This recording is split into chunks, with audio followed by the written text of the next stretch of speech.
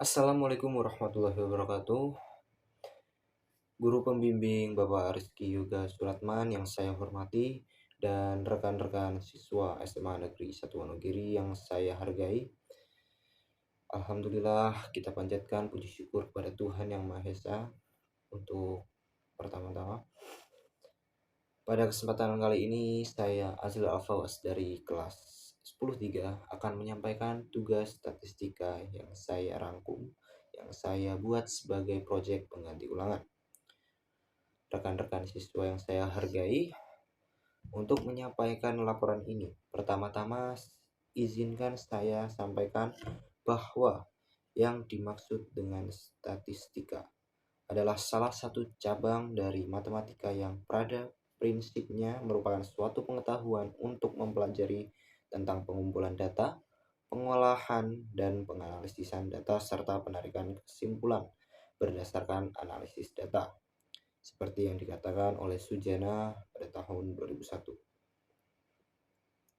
Menurut Moore 1998, statistika dapat dipandang sebagai pengetahuan yang menyediakan sarana untuk dapat memberikan solusi terhadap fenomena atau permasalahan yang terjadi di dalam kehidupan, di lingkungan pekerjaan, dan di dalam ilmu pengetahuan itu sendiri.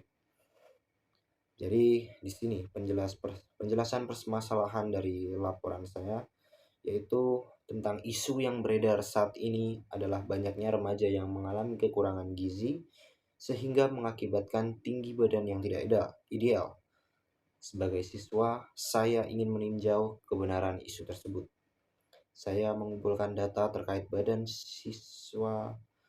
tinggi badan siswa-siswi kelas 10-3 di SMA Negeri 1 Wonogiri. Langkah pengambilan data. Teknik pengambilan data yang biasanya digunakan dalam penelitian kuantitatif adalah eksperimen, survei, dan angket. Populasi dan sampel pada dasarnya diperlukan dalam menjelaskan batasan yang digunakan peneliti dalam menentukan responden. Penentuan sampel harus disesuaikan dengan jumlah populasi karena hasil penelitian dan sampel akan berlaku umum pada populasi. Langkah-langkah memilih sampel dapat dilakukan dengan cara antara lain sebagai berikut. Di mana yang pertama ada sampel acak atau random sampling, yaitu teknik pengambilan sampel yang setiap anggota populasinya memiliki kesempatan yang sama untuk menjadi anggota sampel. Yang kedua ada sampel terstratifikasi atau stratified sampling, yaitu teknik pengambilan sampel yang digunakan pada sampel apabila terdiri atas beberapa tingkat. Yang ketiga, sampel rumpun atau cluster sampling, yaitu teknik pengambilan sampel secara asak dengan perbedaan bahwa setiap unit sampelnya merupakan kumpulan atau klaster dan unsur-unsur. Yang keempat ada proportional sampling, yaitu cara pengambilan sampel dan tiap-tiap subpopulasi dengan memperhitungkan sub-sub populasi. Yang kelima ada area probability sampling, yaitu pengambilan sampel berdasarkan pembagian area. Yang keenam ada incidental sampling, yaitu pengambilan sampel secara kebetulan. Yang ketujuh ada quota sampling, yaitu teknik untuk menentukan sampel dan populasi yang mempunyai kriteria tertentu dalam jumlah tertentu. Jadi pengambilan data ada pada tempat dan waktu pengambilan yang saya pakai, yaitu bertempat di SMA Negeri 1 Wonogiri pada hari Senin 17 April 2023, di mana populasinya berupa seluruh siswa-siswi SMA Negeri 1 Wonogiri, dan sampel yang saya ambil adalah siswa-siswi kelas 10-3. Langkah-langkahnya yaitu kita menentukan ide penelitian, selanjutnya menentukan teknik pengumpulan data, yang ketiga menyebarkan angket yang telah dibuat ke kelas 10-3, mengambil data angket dari kelas yang telah disebarkan sebelumnya dan mengecek kembali data-data yang pengisiannya salah. Kelima, mengolah data menjadi data mentah, lalu kita olah menjadi data tunggal. Kemudian diolah lagi menjadi data kelompok. Lalu kita akan memproses untuk menghitung modus, median, min atau rata-rata, dan lain-lain. Yang selanjutnya kita membuat laporan lengkap tentang penelitian yang telah dilakukan. Jadi bisa kalian lihat, ini adalah data yang saya peroleh yang berasal dari sampel seluruh anggota siswa-siswi 10-3 SMA Negeri 1 Wonogiri. Oke, kita lanjut ke bab 2, di mana di sini adalah analisis data yang ada penyajian data. Jadi berikut adalah hasil data tinggi badan siswa dan siswi kelas 10-3 yang sebagaimana berikut. Nah, tabel distribusi frekuensi. Dengan menggunakan data yang ada, maka diperoleh ya di mana kita dapat melihat datum terbesar adalah 179 dan yang terkecil adalah 146, sehingga diperoleh jangkauan data yang dimana datum terbesar dikurangi datum terkecil yaitu 179 dikurangi 146, dimana hasilnya adalah 33. Kemudian kita cari banyak interval kelasnya, dimana rumusnya adalah 1 plus 3,3 log n, dimana n adalah total datum. Nah, karena di sini total datum adalah 36, jadi kita langsung saja 1 plus 3,3 log 36, hasilnya 6,138, yang saya bulatkan langsung menjadi 6. Jadi kita memiliki 6 banyak interval kelas. Lalu ada panjang interval kelas, di mana itu J per K, yaitu jangkauan data dibagi banyak interval kelas. 33 per 6 langsung saja 5,5, saya bulatkan menjadi 6. Lalu batas bawah kelas interval pertama digunakan datum terkecil saya yaitu 146, sehingga batas atas kelas interval pertama dimana rumusnya adalah datum terkecil plus P kurangi 1. Nah, 146 plus P ya, dimana 6 dikurangi 1 sama dengan 151, sehingga diperoleh tabel distribusi frekuensi sebagai berikut. Nah, dengan menggunakan data yang kita peroleh dari angket, maka kita dapat menghasilkan berbagai chart, di mana kita bisa melihat diagram garis tinggi badan yang sudah saya paparkan, diagram lingkaran, histogram, di mana kita bisa lihat datanya memuncak pada data 158 sampai 163. Dengan data yang telah kita peroleh tersebut, kita juga dapat menggunakannya sebagai acuan untuk membuat OGIF positif dan OGIF negatif. Pertama-tama kita buat dulu tabelnya, di mana berat badan, frekuensi, nilai tengah atau median, terus FK kurang dari dan FK lebih dari. Kita sudah bisa melihat di mana OGIF positif dan negatif yang saya buat di sini ya. Lalu ada pemusatan data. Seperti yang kita bisa lihat, hasil data tinggi badan siswa dan siswi kelas 23 yang seperti tadi. Kita akan lanjut untuk mencari min, median, dan modus. Yang pertama, mari kita mulai dari min atau rata-rata, di mana min adalah salah satu ukuran statistik yang digunakan untuk menggambarkan nilai pusat dari sebuah kumpulan data. Rata-rata biasanya digunakan untuk menggambarkan nilai tengah atau pusat dari suatu distribusi data dan seringkali digunakan sebagai acuan dalam perbandingan data antara satu kumpulan dengan kumpulan data lainnya. Pada data tunggal, nilai min dapat dicari dengan menjumlahkan semua data kemudian membaginya dengan banyak data. Untuk data kelompok, penyajian data diberikan dalam beberapa kelas sehingga nilai data ke I yang pasti tidak diketahui, sehingga dibutuhkan cara lain untuk mengetahui nilai min data kelompok. Cara menghitung nilai min pada data kelompok dapat dilakukan pendekatan melalui rumus min data kelompok. Di sini kita membuat tabel di mana kita akan memasukkan berat badan, frekuensi, nilai tengah atau median, dan FI kali XI, di mana FI adalah frekuensi kelas dan XI adalah titik tengah interval kelas. Lalu ada FX yang bisa dibilang sebagai frekuensi kumulatif. Jadi untuk rumus mencari min data kelompok dapat dilihat dalam rumus X rata-rata sama dengan sigma FI kali XI dibagi dengan sigma FX, hingga rata-rata atau min tinggi badan siswa-siswi kelas 23 adalah 5.766 dibagi total data datum 36 sama dengan 160,17 cm. Lalu kita akan lanjut ke median, di mana median adalah salah satu ukuran pemusatan data yang digunakan untuk menemukan nilai tengah dari kumpulan data. Jadi kita bisa melihat kalau median adalah nilai membagi data menjadi dua bagian yang sama besar. Dalam kata lain, jika data diurutkan dari nilai terkecil hingga nilai terbesar, median adalah nilai tengah pada posisi ketika data tersebut dibagi menjadi dua bagian yang sama besar.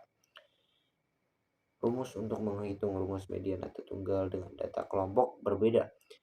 Oke, jadi rumus median di sini adalah median sama dengan tepi bawah kelas median ditambah buka kurung n per 2, di mana n adalah total datum dikurangin FK yang berupa frekuensi kumulatif dibagi dengan frekuensi kelas median, tutup kurung, dan dikalikan dengan panjang interval.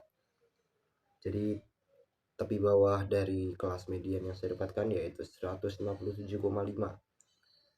ditambah 36 per 2 min 14 per 11 dikalikan 6, seperti pada rumus yang saya tulis pada laporan saya, dimana hasil dari median yang saya dapatkan adalah 159,7 cm.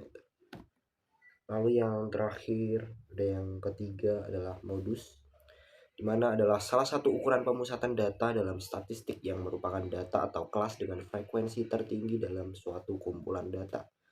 Jadi modus adalah nilai yang paling sering muncul dalam himpunan data yang kalian dapatkan.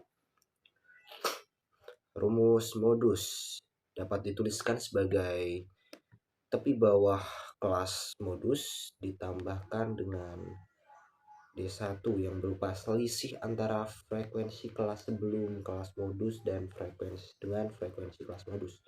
Lalu D2 berupa selisih frekuensi kelas selanjutnya dengan kelas modus, lalu dikalikan dengan P, yaitu panjang interval. Jadi saya ulangi, rumusnya adalah tepi bawah ditambahkan dengan D1 dibagi D1 plus D2 dikalikan dengan P. Sehingga jika kita masukkan angkanya, kita akan melihat kalau di data saya yang paling banyak frekuensinya atau yang bisa dibilang paling tinggi frekuensinya adalah dengan kelas tinggi badan 158 sampai 163.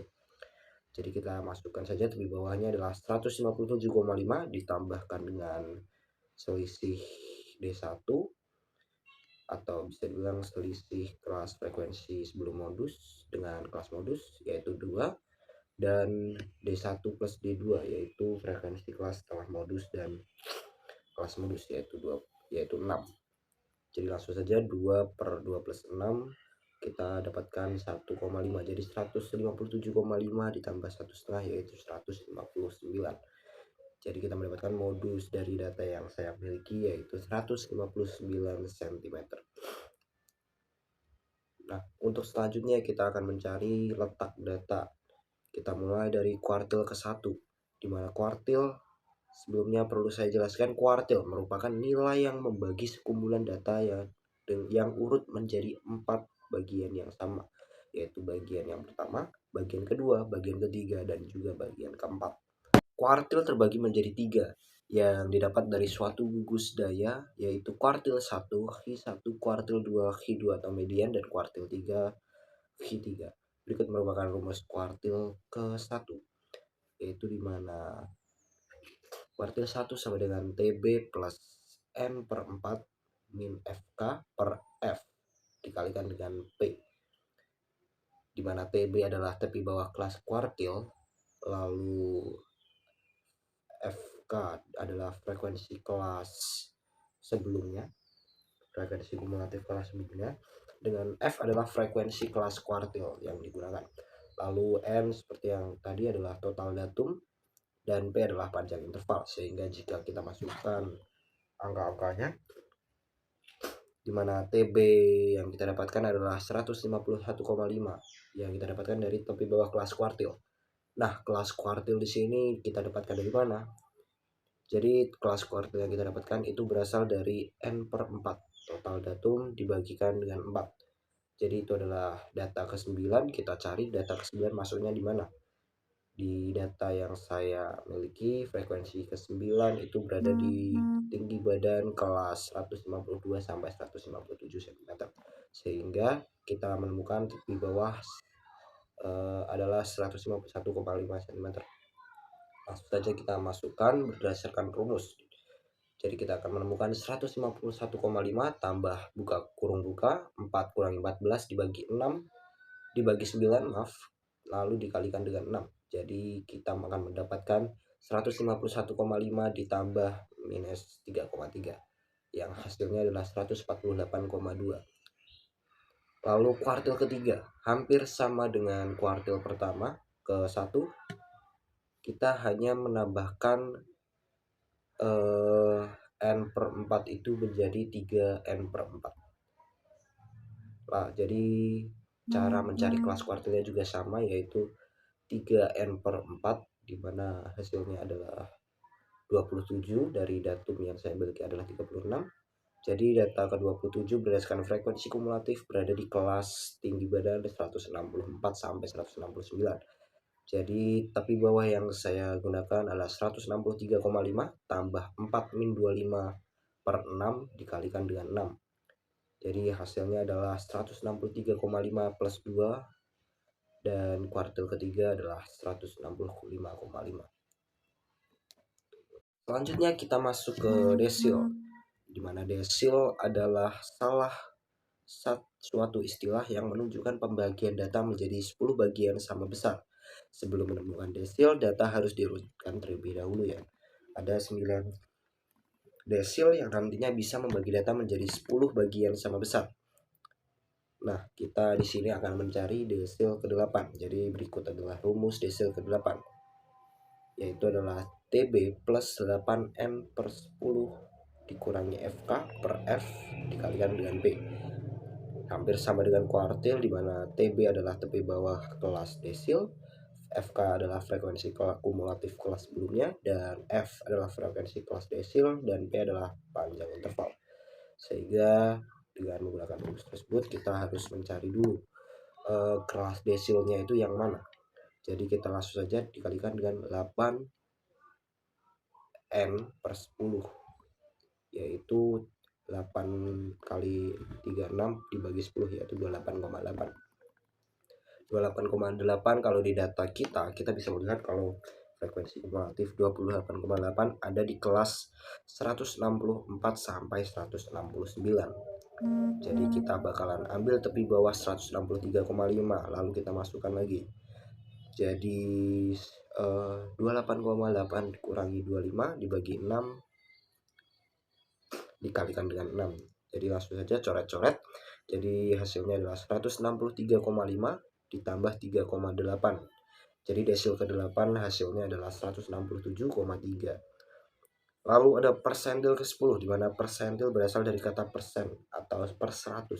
Adalah suatu istilah dalam statistik yang menunjukkan pembagian data menjadi 100 bagian sama besar. Pada prinsipnya, persentil itu sama dengan desil, hanya saja sebaran datanya lebih luas 10 kali lipat. Berikut cara menemukan persentil ke-90, di mana rumusnya adalah P90 sama dengan TB plus 90n/100 min FK per F dikalikan dengan P. Hampir sama dengan desil. Jadi kita cari lagi 90n/100. Jadi kita menemukannya di mana itu adalah 32,4. Kita lihat lagi datanya, kelas persentilnya yang mana. 32,4 di frekuensi kumulatif itu masuk di kelas tinggi badan 170 sampai 175 cm. Jadi tepi bawah kita dapatkan 170 dikurangi 0,5, 169,5, lalu kita masukkan lagi 32,4 dikurangi 31, karena frekuensi kumulatif sebelumnya adalah kelas sebelumnya adalah 31, kita masukkan 32,4 min 31, lalu frekuensi kelas persentil yaitu 4 dikalikan dengan 6, lalu kita kalikan, hasilnya adalah 171,6.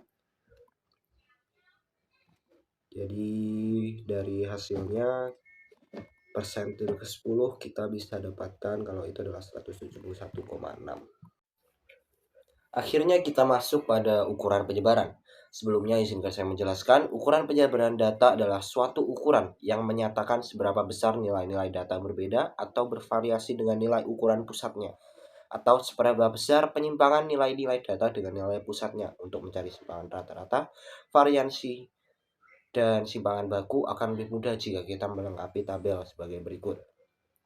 Kita melengkapi tabel dimulai dari kelas tinggi badan, lalu ada frekuensi kumulatif, lalu ada nilai tengah tiap kelas, lalu ada frekuensi dikali nilai tengah, lalu ada nilai tengah dikurangi rata-rata, ada F dikalikan dengan nilai tengah yang dikurangi rata-rata, lalu ada nilai tengah dikurangi nilai rata-rata kuadrat, dan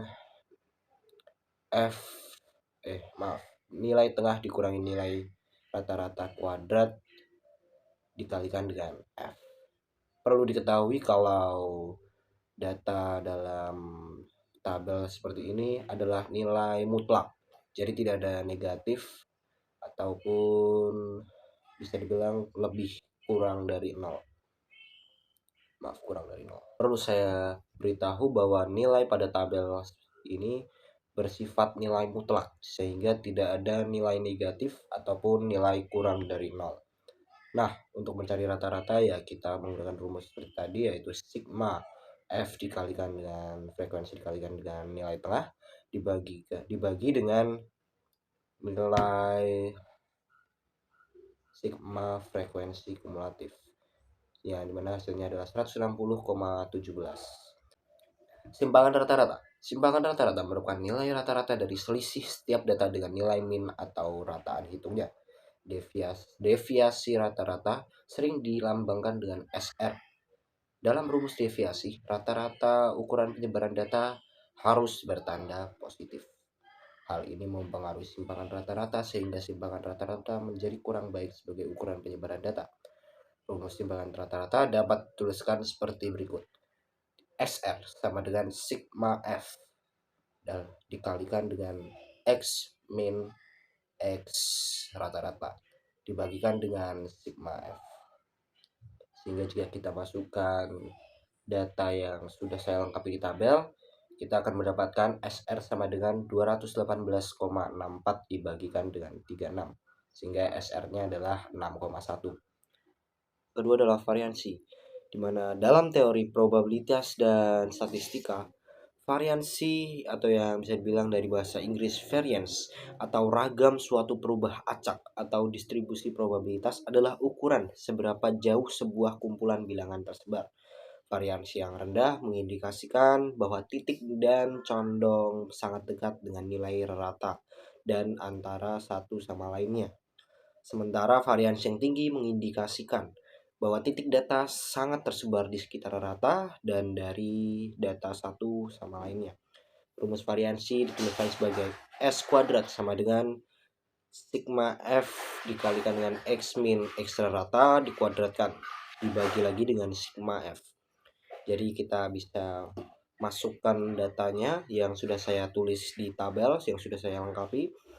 Jadi S kuadrat sama dengan 2156 per 36, yaitu 59,89. Lalu di simpangan baku, yang ketiga adalah simpangan baku adalah nilai statistik yang dimanfaatkan untuk menentukan bagaimana sebaran data dalam sampel, serta seberapa dekat titik data individu ke min atau rata-rata nilai sampel. Nilai simpangan baku dari kumpulan data bisa 0, lebih besar maupun lebih kecil dari 0. Rumus baku dituliskan seperti S sama dengan akar dari S kuadrat. Bisa dibilang ini adalah rumusnya cuman variansi diakarkan. Jadi S sama dengan akar S kuadrat. S kuadrat kita dapatkan dari variansi sebelumnya yaitu 59,589. Langsung saja kita akarkan, kita akan mendapatkan angka sebesar simpangan baku yaitu 7,74. Jadi simpangan baku dari tinggi badan siswa-siswi kelas 10-3 yaitu 7,74. Sekian laporannya yang bisa saya jelaskan. Sebelumnya izinkan saya memberikan suatu kesimpulan, yaitu statistika adalah sebuah ilmu yang mempelajari bagaimana cara merencanakan, menampilkan, menganalisis, lalu menginterpretasikan, dan akhirnya mempresentasikan data, atau singkatnya statistika adalah ilmu yang bersangkutan dengan suatu data. Tujuan dari statistika adalah untuk mendapat gambaran mengenai data yang telah dikumpulkan dan dianalisis sebelumnya. Lalu statistika yang saya